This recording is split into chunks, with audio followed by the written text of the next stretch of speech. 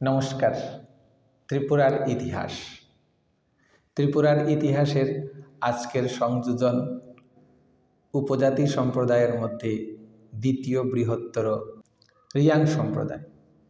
Cookie এবং ত্রিপুরীদের সংমিশ্রণে গড়ে ওঠা রিয়াং সম্প্রদায় ত্রিপুরার দ্বিতীয় বৃহত্তম উপজাতি সম্প্রদায়। 1991 সেন্সাস অনুসারে 84,003 জন। নৃতত্ত্ববিদদের ধারণা রিয়াঙ্গন পূর্বে লুসাই প্রদেশের অন্তর্গত মায়ানিথলং অঞ্চলে বসবাস করত। মায়ানিথলং।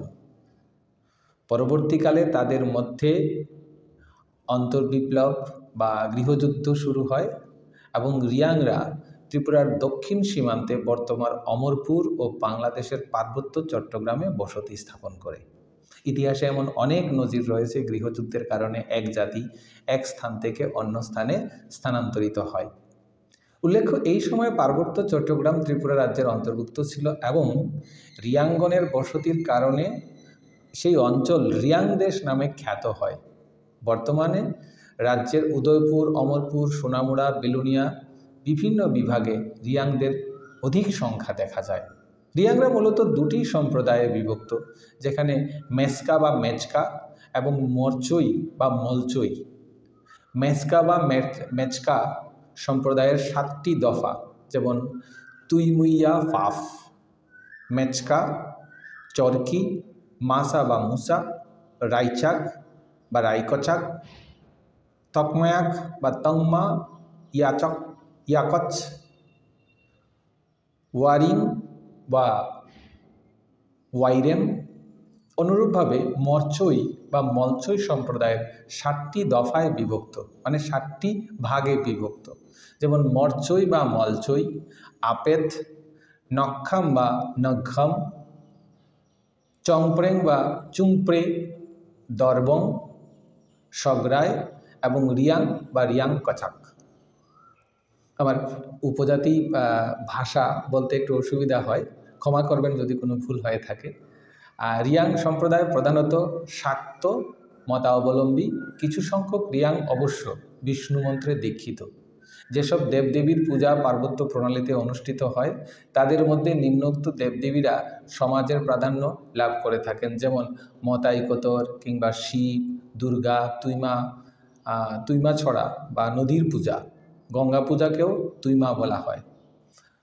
সংগ্রমা পাহাড়ের দেবতা, বুড়া বা বুড়া দেবতা, খুলুংমা বা কার্পাসের দেবতা, মাইলং বা ধানের দেবতা, লাম্প্রা বা লাক্ষী আকাশের বা সমুদ্রের দেবতা।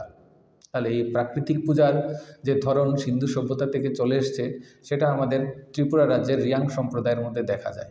রিয়াংরা সমবেতভাবে পূজার অনুষ্ঠান করে। পুজো উপলক্ষে প্রধান প্রধান সর্দারগণ বৈঠকে বসে।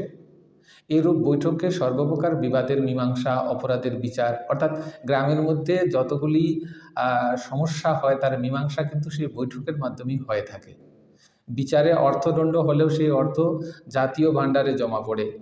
পূজা অনুষ্ঠানের পর উদ্ধৃত হলেও জাতীয় ভাণ্ডারে তা সঞ্চিত থাকে। এই অর্থের কিয়দংশ কতর দফায় লুকে পায় এবং অবশিষ্ট অর্থ সার্বজনীন কার্যে ব্যবহৃত হয়। এরূপ সম্মিলিত পূজায় রাজনীতি, ধর্মনীতি ও সমাজনীতির উদ্দেশ্যে সাধিত হয়।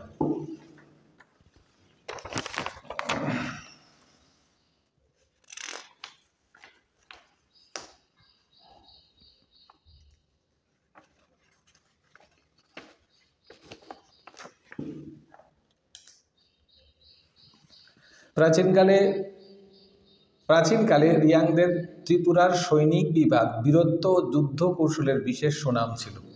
জাপানে যেমন বিভিন্ন উপজাতি সম্প্রদায়ের যুদ্ধে সামুরাই হিসাবে যথেষ্ট সুনাম ছিল, রিয়াং সম্প্রদায়েরও এমন বীরত্ব ছিল, যেটা আমরা রিয়াং বিদ্রোহের প্রেক্ষিতে আমরা জানতে পারি। কথিত আছে মহারাজ ধন্যমাণিকের শাসনকালে রিয়াং রায়কাচাক ও রায়কছম সেনাপতিদ্বয়ের দুর্দণ্ড প্রতাপে রাজ্যের গৌরব বৃদ্ধি পেয়েছিল। বঙ্গেশ্বর হুসেন শাহকে বারবার ত্রিপুরা আক্রমণ করতে গিয়ে এই দুই সেনাপতির কাছে পরাজয় বরণ করতে হয়েছে। জনশ্রুতি এরূপ আছে যে ইতিহাস বিশেষজ্ঞ ম্যাকেঞ্জি রায়কাচাককে ত্রিপুরা রাজ্যের অন্যতম উল্লেখযোগ্য সেনা এবং চয়চাগ মাণিক্য বলে উল্লেখ করেছেন। মহারাজ ধন্যমাণিক্যের পরেও ত্রিপুরার সৈনিক বিভাগে রিয়াং জাতির প্রাধান্য অক্ষুণ্ণ ছিল এবং রিয়াং বিদ্রোহ পর্যন্ত আমরা দেখি রিয়াং প্রজাদের মধ্য থেকে সৈন্যদের সংখ্যা যথেষ্ট ছিল।